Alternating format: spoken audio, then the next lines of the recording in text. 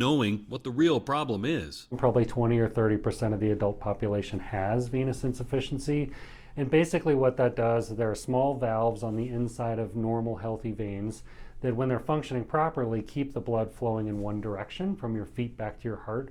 It's pretty common for those valves to become leaky, and when they do, basically gravity will pull the blood down towards your feet, puts the veins under higher pressure, and that pressure can cause pain, it can cause discomfort, it can cause heaviness.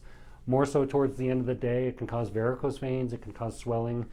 And some of the things that people get commonly but don't necessarily recognize that it's related to their veins are nighttime symptoms of restless legs and cramping. Yeah. Those are all very common things that people come in to see us for. Diagnosing vein issues in the legs by ultrasound takes the guesswork out of the process. Yeah, and ultrasound is very important for establishing what's going on with somebody's circulation. So with the ultrasound, we can not only see where the veins are located, but we can see how they're behaving. We can see the dynamics of blood flow and how it flows through the vessel.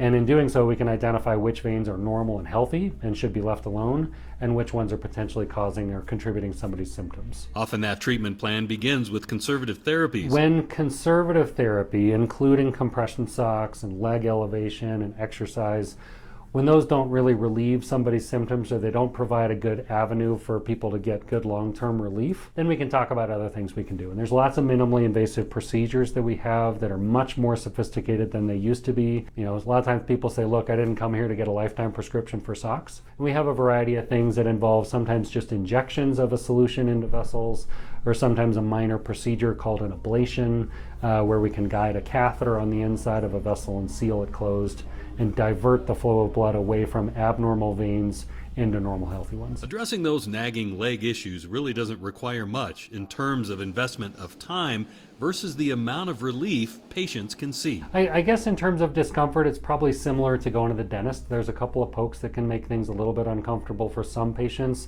Some people have no pain whatsoever. Other times people are a little bit more uncomfortable. So we really try and do our best to listen to how people are doing and make sure that we're doing our best to make sure they leave with a smile on their face. But yes, they're sterile procedures. They're done in an environment where it can be done safely and smoothly. But we also keep in mind that efficiency is important. We don't want to occupy your entire day when you come in for a vein procedure. So typically it's somewhere in the order of a half an hour to an hour, and you're back on your way. Dr. Gibbs opened his first clinic in Pueblo in 2009 and continues to grow to meet the needs of a growing population. We've grown quite a bit in the last year or so. We have more robust clinics in Colorado Springs and down south in Pueblo and Canyon City. We also have additional growth up north, up in the Denver metro.